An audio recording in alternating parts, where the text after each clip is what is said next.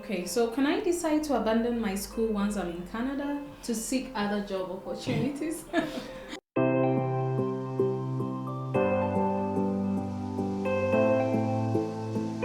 Hi guys, welcome back to our channel. Obadiah and Bennett here, and as always, we're excited to see you today. Today we'll be answering questions concerning the application processes for Masters and PhD programs in Canadian universities. So please stay tuned. And if today is your first time, please go ahead and subscribe to our channel and turn on the notifications so you know whenever we upload new content. Obadiah and myself read our Masters here in Canada. And over the years, we've received a lot of questions regarding the process. So we'll attempt to address as many as we can remember today. So can you ask the questions? Yeah, I have them here. So it says, what are the admission requirements for Canadian universities? Yeah, so that is quite broad. So for graduate studies, typically you'll find them on the school's website, but the basic requirements are transcripts for your undergrad, and regarding grades, I don't know where you are watching me from, but typically second class upper and above to get in. There might be a few universities out there that might take something lower, but the higher your grade, the better your chance of getting in. Letter of intent, so usually they ask for an essay letter asking why you want to school here.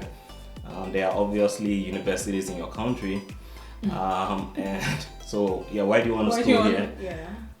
Letters of recommendation.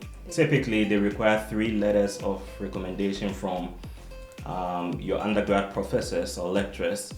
So it's important you find people who say good, credible, good things about you.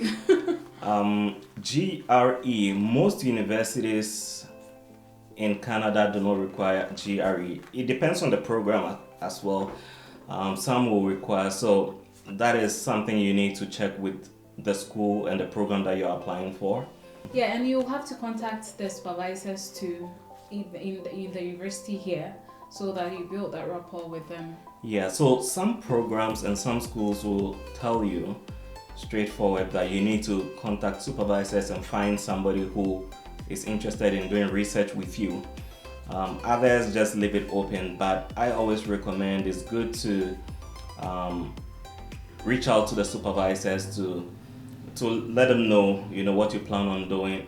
And on the website you find the supervisors' research areas, because usually if a supervisor wants you, it's almost guaranteed. Yeah, it makes it assuming you have all the other things that you're gonna get in. And proof of English proficiency.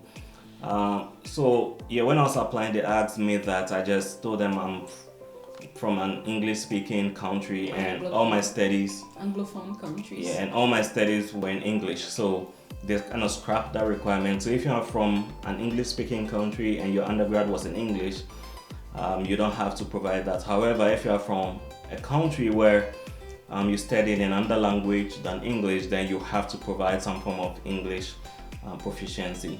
So how does it work? The proficiency, do they have to write like any exam? Or Yeah. So you have to write an exam. So I think the most common one is the TOEFL. TOEFL. So you have to write an exam and attach the result to your application. And even for the most part, you have to send the result directly from the testing agency to the school. So they'll just send it to the school whilst you're applying. Okay. So which programs and schools should I apply to? Yeah, that's another question we get quite often.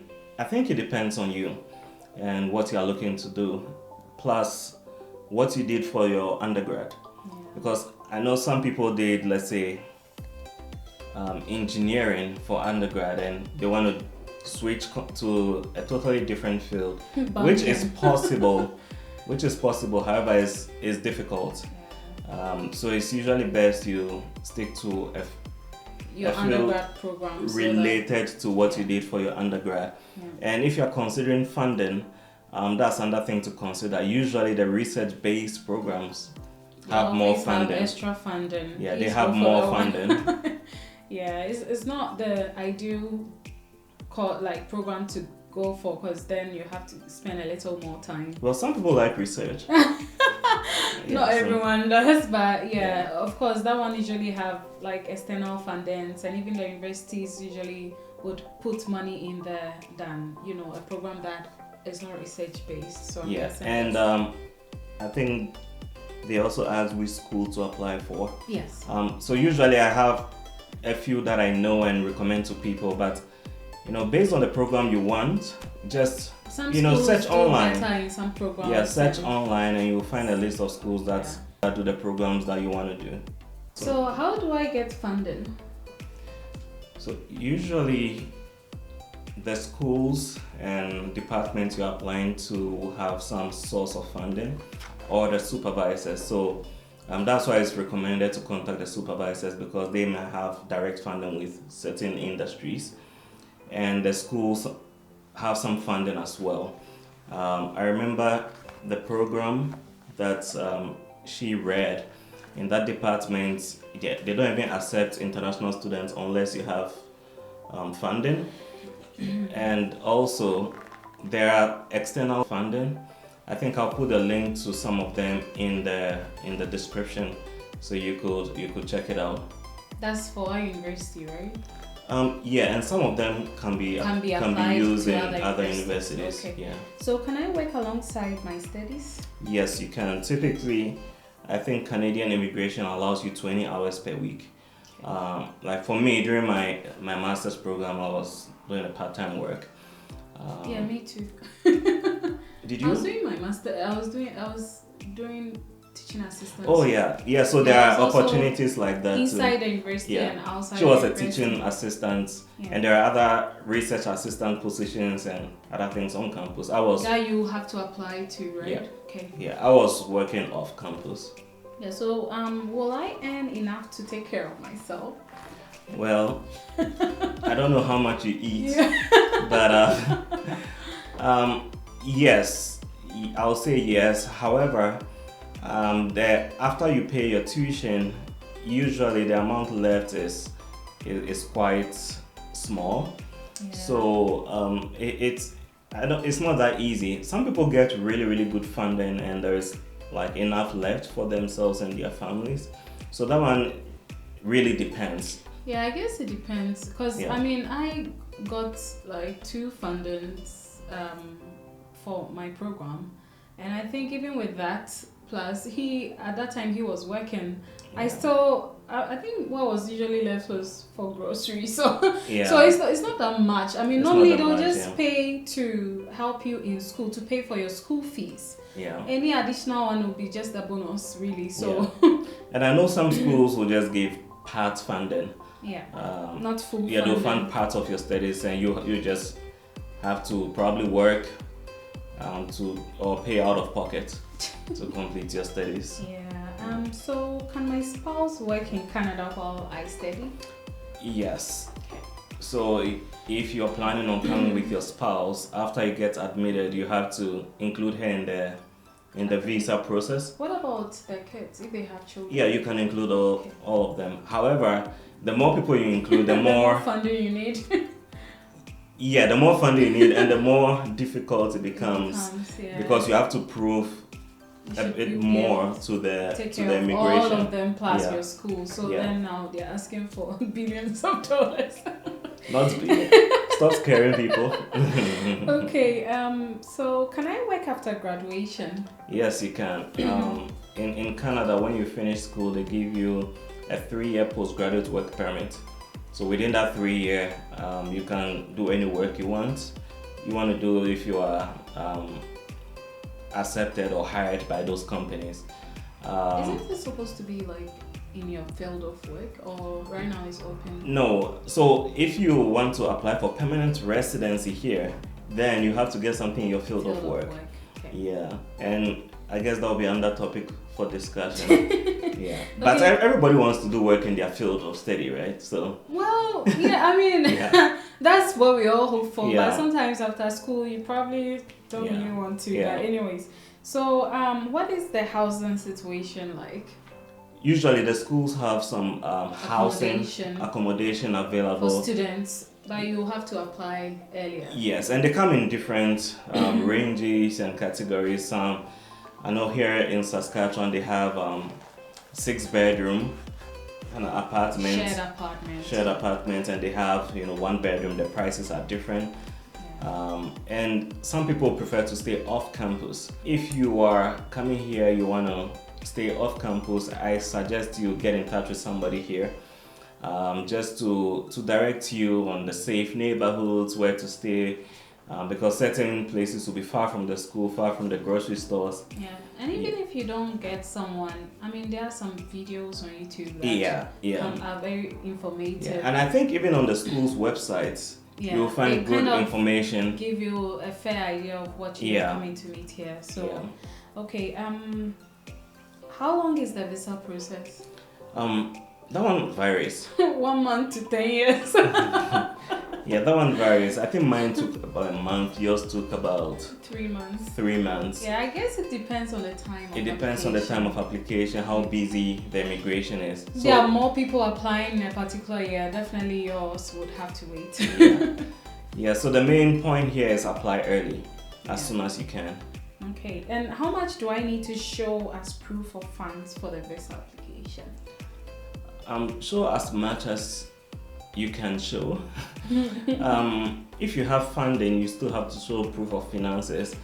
And typically, I think what they want to see is, okay, what if there's something wrong with your funding? At least you should still have some money somewhere to take care of you, yourself, and your family if you are coming with them. They don't want you to be a burden on the economy here in Canada. Yeah. So, and if you don't have funding, you still have to show proof of funds for yourself coming here. And let's say you're using your dad's bank statements, you still have to show that you're able to take care of yourself here, your tuition, and he's also going to be fine. So that means there has to be additional money. So if your school fees in total is like $40,000 or $50,000, he should have enough to take care of him back home. Exactly. So maybe he should have an additional $20,000. So this is just giving you an idea of how much you should be considering based on the tuition fees. Yeah. So that when you're providing the bank statement to the immigration, you'll not just go and show just your school fees, because that would really reduce your chances of getting in. That's true. Yeah. Okay. So is schooling the only way to migrate to Canada? No. There are several other ways to migrate to Canada. I usually tell people, if you can come to Canada through school, please do, because schooling exposes you a little more to the Canadian system. And usually Canadian employers will prefer to hire somebody who was trained in Canada.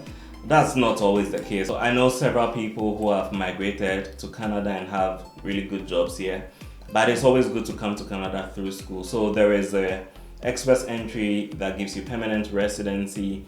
There's a spousal application to bring your spouse as a permanent resident. Work visa, where you can apply for job and employers will hire you and bring you to Canada. There are several of them, so school is not the only option. Okay, so can I decide to abandon my school once I'm in Canada to seek other job opportunities?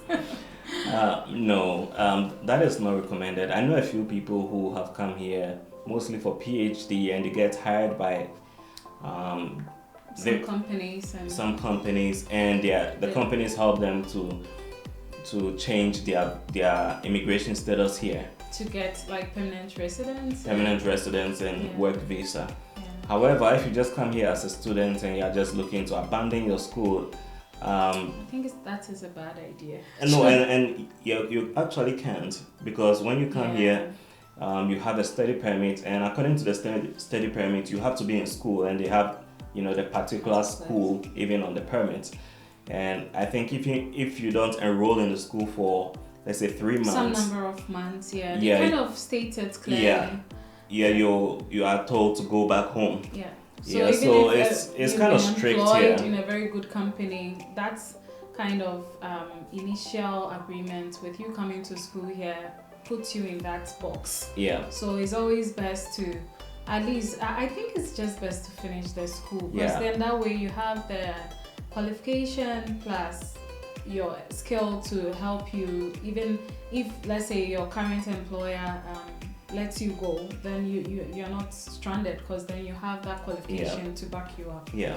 And I think usually people consider this option when they don't have funding and they find a job. Yeah. You know, it's always good to prepare really well before coming here. Some people think, well, I can just come and figure things out, and some are able to, but it's really tough. It's really tough if you come here without a good financial plan. Yeah. It's always good to have well, not necessarily a backup, but if you're coming to school, I would just advise that it's difficult, but try to complete the school so that you get set up before you start working, because that way, even if you're working part-time, it's better to extend your school time to finish it up eventually, but don't let it go. I think that's what I would say.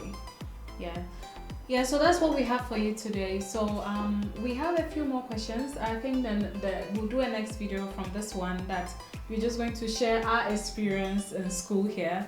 So please stay tuned, and as always, please go ahead and click on the subscribe button so you know whenever we upload. All right, have a good time, guys. Bye. Bye.